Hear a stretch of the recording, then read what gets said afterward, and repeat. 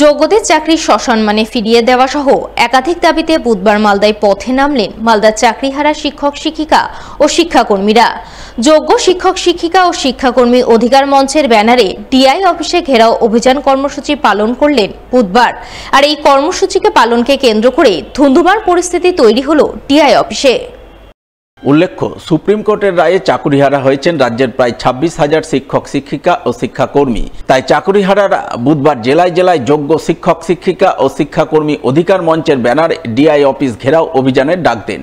এই কর্মসূচি পালিত হয় মালদাতেও। কর্মসূচিকে কেন্দ্র করে প্রথমে মালদার চাকুরিহারা শিক্ষক শিক্ষিকা ও শিক্ষাকর্মীরা মালদা টাউন হলের সামনে থেকে মিছিল বের করেন। মিছিলটি শহরের বিভিন্ন পথ ঘুরে ডিআই অফিসে পৌঁছায়।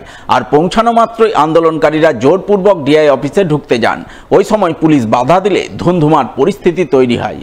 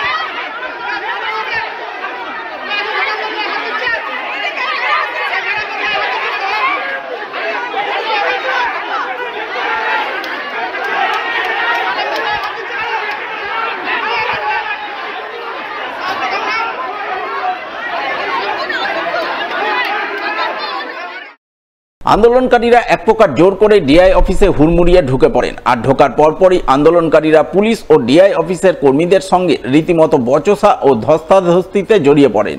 তবে এখানেই শেষ নয়। এরপর চাকুরিহারা শিক্ষক শিক্ষিকা ও শিক্ষাকর্মীরা অফিসে ডিআইকে না পেয়ে তারা ডিআই অফিসে তালা মারেন এবং ডিআই অফিসের বাইরে জোরদার বিক্ষোভ দেখাতে শুরু করেন।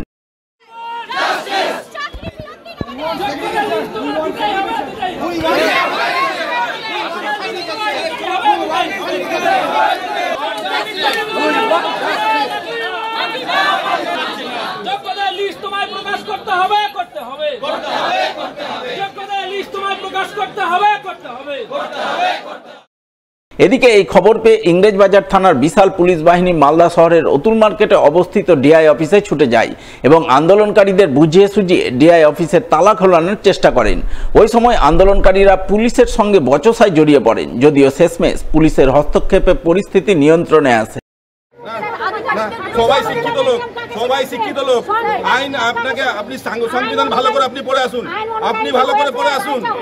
আইন হয়েছে, আইন তাহলে আপনি শান্তি প্রবলেম স্যার তালা মেরেছে তাহলে আমাদেরকে বাধ্য করবেন না, আমাদেরকে আইনের ব্যবস্থা তাহলে আগে বলুন, সব কথা আপনাদের শুনবো, আগে তালা। এদিনের এই আন্দোলনে সামিল যোগ্য শিক্ষক শিক্ষিকা ও শিক্ষাকর্মী অধিকার মঞ্চের চাকুরিহারা শিক্ষক শিক্ষিকারা দাবি করেন তারা সকলেই যোগ্য, কোনো রকম দুর্নীতির সঙ্গে তারা জড়িত নন। তবে রাজ্য সরকার সুপ্রিম কোর্টে যোগ্য অযোগ্যদের তালিকা দিতে না পারায় তাদের চাকরি বাতিল হয়েছে। এর প্রতিবাদেই তারা ডিআই অফিস অভিযান করছেন। তাদের দাবি এসএসসিকে ওএমআর এর মিরর ইমেজ প্রকাশ করে সুপ্রিম কোর্টে দাখিল করতে হবে। এসএসসিকে যোগ্য অযোগ্যদের সার্টিফাইড কপি ওয়েবসাইট ও সংবাদপত্রে প্রকাশ করতে হবে। সেই কপি জমা দিতে হবে সুপ্রিম কোর্টে। সর্বোপরি যোগ্যদের সসম্মানে চাকরি ফিরিয়ে দেওয়ার দায় নিতে হবে রাজ্য সরকারকে। এই সমস্ত দাবিতেই আজ তারা ডিআই অফিস অভিযান করছেন। আমরা হচ্ছে এসএলএসটির 2016 ব্যাচ এবং আমরা যোগ্য শিক্ষক। সেখানে যোগ্যতা থাকা সত্ত্বেও আমাদের অধিকারের চাকরি নিয়ে যে চিনিমিনি খেলাটা শুরু হয়েছে, সেটা বিরোধী পক্ষ হোক, সরকার পক্ষ হোক, বিভিন্ন রকমের সংগঠন হোক বা আর যাই হোক না কেন, এইটার প্রতিবাদে আমরা পথে নেমেছি এবং নামতে বাধ্য হয়েছি। ডিআই অফিসের অভিযানটার কারণটা হচ্ছে আমরা বিভিন্ন রকমভাবে ডিআই অফিসের থেকে বিভিন্ন মান্যতা বা বিভিন্ন সময় তাদের সহযোগিতা করে থাকি। শুনতে পাচ্ছি যে আমাদের ইমিডিয়েটলি বেতন বন্ধ হতে চলেছে, ঠিক আছে? তো এই ব্যাপারে আমাদের ভূমিকা কি হওয়া উচিত, মানে কেন?